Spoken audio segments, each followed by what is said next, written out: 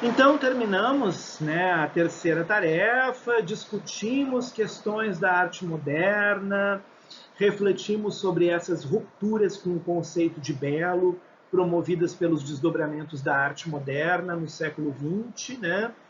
E aí vamos a um segundo tema extremamente importante, que está associado ao tema da microhistória, mas agora com um aprofundamento justamente numa outra tarefa importante, porque para poder fazer o nosso projeto, vocês também precisam escolher. E para escolher, vocês precisam saber o que é. Afinal, o que é a pesquisa biográfica? E como é que ela é tão usada? Por que ela se aplica tanto? Por que ela atrai tantos pesquisadores da história da arte e da história da dança em particular, né? A grande maioria dos trabalhos escritos em história da dança, na produção mais recente, tem se dedicado a estudos em microhistória e a estudos de história biográfica. Então vamos pensar um pouquinho mais, né? E aí eu vou elencar um conjunto de vídeos que já estão também no programa da disciplina sobre o tema de o que é uma biografia, o que é uma pesquisa biográfica, né? E como a gente define aí as fronteiras entre biografia, autobiografia e história de vida, né? Do que a gente está falando quando a gente está falando cada uma dessas coisas. Então essa é a tarefa. E aqui deixei uma janela em branco, né? O que vocês entendem sobre o indivíduo na arte? Né? Se vamos falar de biografia de um artista, nós estamos falando da história de um indivíduo, de uma história de vida, da história de um indivíduo. E o que é essa ideia de o indivíduo na arte? Né? Qual é o papel que exerce um indivíduo na história de uma determinada arte? Chegamos então à última unidade, a nossa unidade mais complexa, né? A unidade então que tem uma tarefa que é traçar essas relações pós-década de 60 e 70, que envolvem uma reflexão sobre o tema da modernidade, da pós-modernidade e do conceito de contemporâneo. E aqui, então, a gente faz essa desordem do tempo, né? Aquelas camadas todas que eu falei, aquelas redes e tramas, aquelas geopolíticas, aquelas geografias múltiplas, elas se encaixam profundamente bem. Porque a partir da década de 60 e 70, a gente tem um processo de globalização, um processo geral, né, de globalização, não só de internacionalização da cultura, mas de globalização das redes culturais. Né? Então agora a gente está falando de um mundo já, um mundo pós-guerra, que discute o experimentalismo, que discute, né, a história das tradições, né? E como eu disse para vocês bem no início, né, no primeiro vídeo da nossa disciplina, que estabelece pontes, relações entre novas tecnologias e ancestralidade, contemporaneidade e arcaísmo, né? Do que se trata quando estamos falando dessas questões?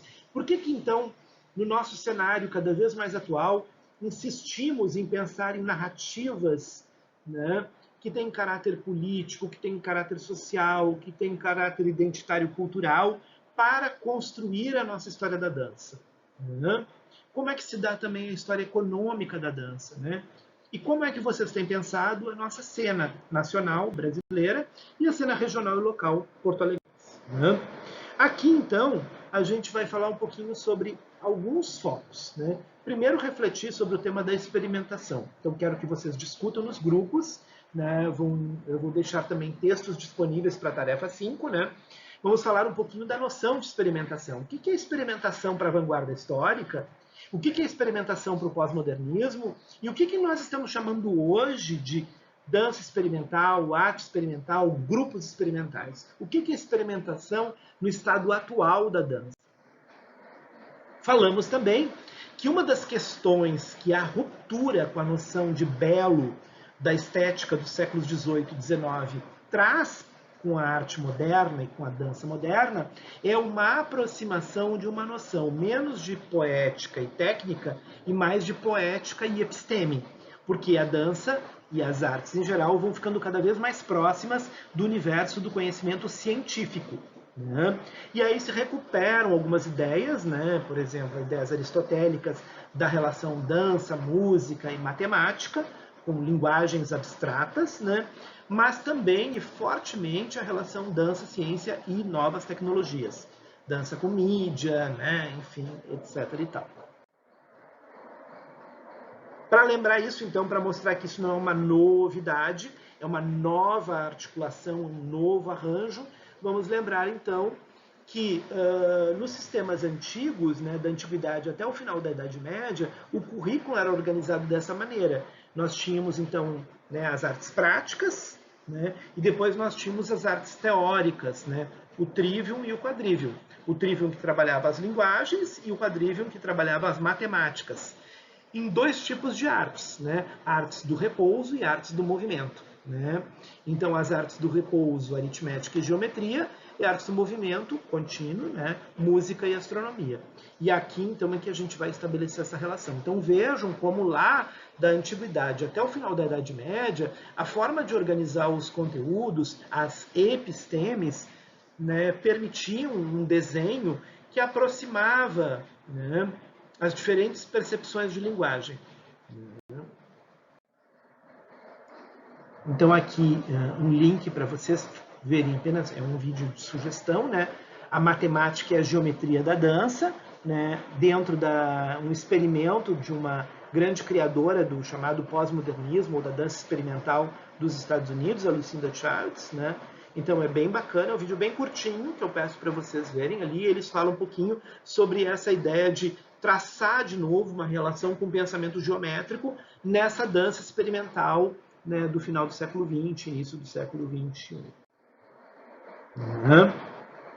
Mas não é só isso. Então nós falamos que tem uma relação com a ciência, né, e tal, tem uma relação com a cultura e tal, mas tem também um processo que vem acontecendo, que a gente estava falando lá, né, que é uma revisão do processo histórico como um todo e o retorno de elementos que foram recalcados na nossa história, né? Nós chamamos isso, em psicanálise, de perlaboração da arte. Né? Então a gente tem visto um processo de perlaboração da história da arte e uma perlaboração da história da dança, né? Do sentido do termo arte, né? Para além das frestas, né? Criação de atravessamentos e relações transversais com outros conteúdos. Então isso é bastante importante da gente refletir também. Né? A tarefa 5 é uma tarefa bem extensa.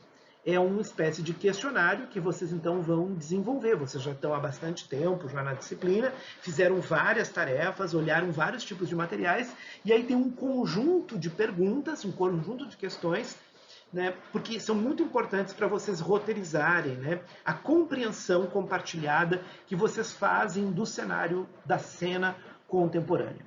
Né? Então, o que vocês entendem por tradição e modernidade? Como vocês relacionam tradição com a modernidade, com o moderno? O que é um amálgama de tradição com modernidade? O que nós entendemos hoje por ancestralidade? Né?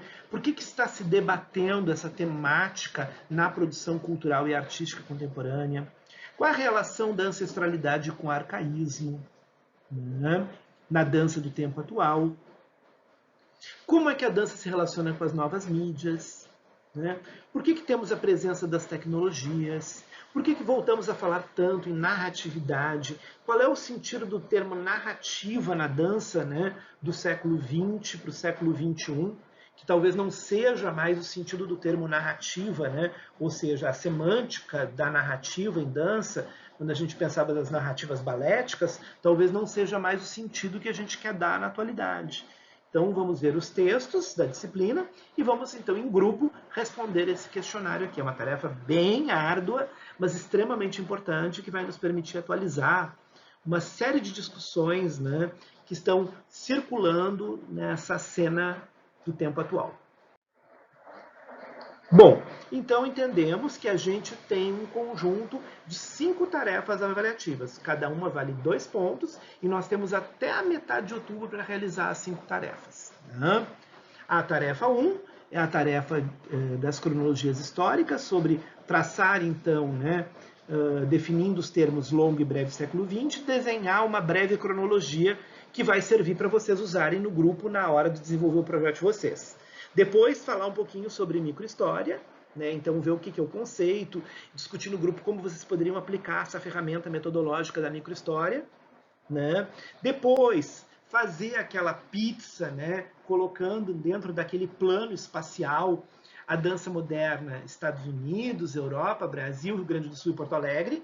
Né? Tentar traçar um plano espacial correlacionando na tarefa 3.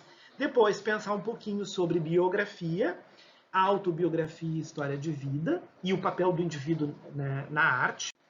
E a última tarefa, que é, então, dar um pouco de conta desse desafio, desse questionário sobre os temas que envolvem os conceitos de pós-modernidade, contemporaneidade, tradição e modernidade, ancestralidade e arcaísmo, narratividade, novas mídias e novas tecnologias. Então, basicamente isso.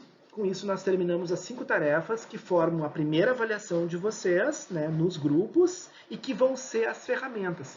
Lembrar que essas tarefas não são gratuitas, elas estão sendo realizadas para dar suporte, então elas vão ser um material de consulta que vão ajudar vocês a desenvolver o projeto na segunda etapa da disciplina, que é o nosso trabalho final. Uma pesquisa histórica, que vocês aí vão escolher, então volta aquilo que a gente já falou lá, né, no início, no nosso primeiro vídeo, uma pesquisa histórica, que vai montar a cronologia, ou vai montar uma cronologia a partir de uma figura histórica, vão criar vão escolher uma forma de se relacionar com o tempo, se é a cápsula do tempo ou o visioning, vão contar uma historinha, vão montar storytelling, e aí então vão eleger esse projeto aí que vocês vão fazer para o final da disciplina. Tá?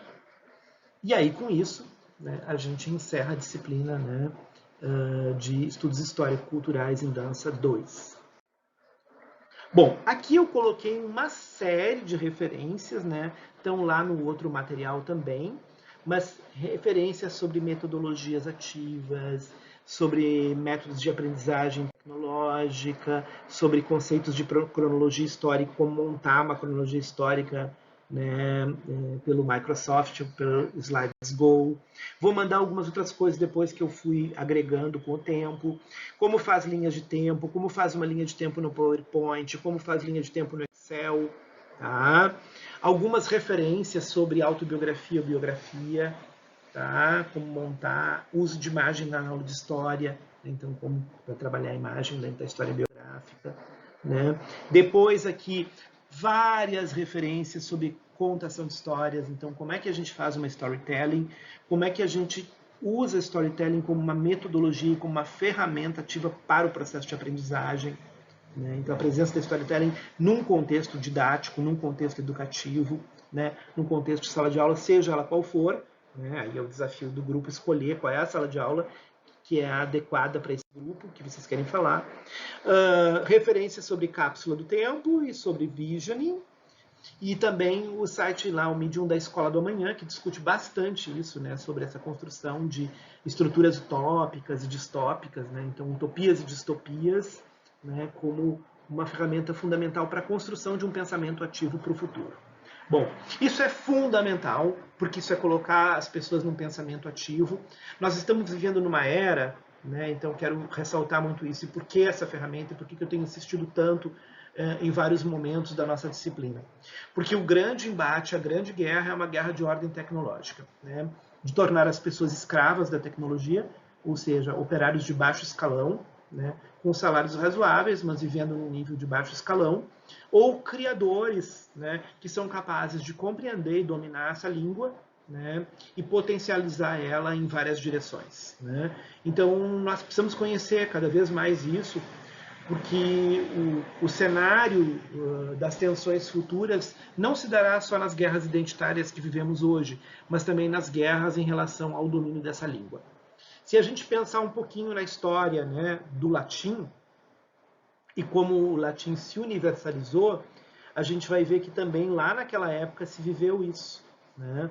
Uma guerra de afirmação, né, e de universalização dessa língua, né, e aqueles que não conseguiram dominá-la e ficaram na margem, né, e acabaram sendo apenas aqueles que reproduziam parcialmente ou não compreendiam, se tornaram dominados linguisticamente.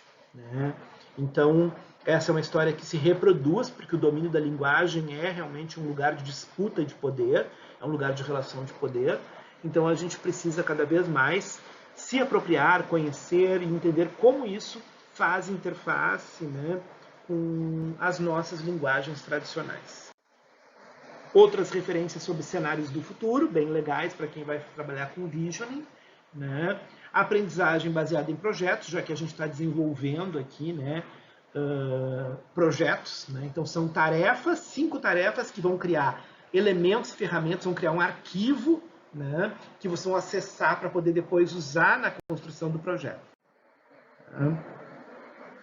Sociedade Brasileira de Apresentações Profissionais, né? Experiências educacionais no site do YouTube da Bruna Mello, o Ethos que eu tinha falado, de professor para professor, o canal Futura, né? Educação, a educação cosmopolita, uso de PowerPoint em apresentação, uso de aula animada, né? Algumas referências de canais sobre o Nova Escola, que é bem bacana, de aprendizagem criativa.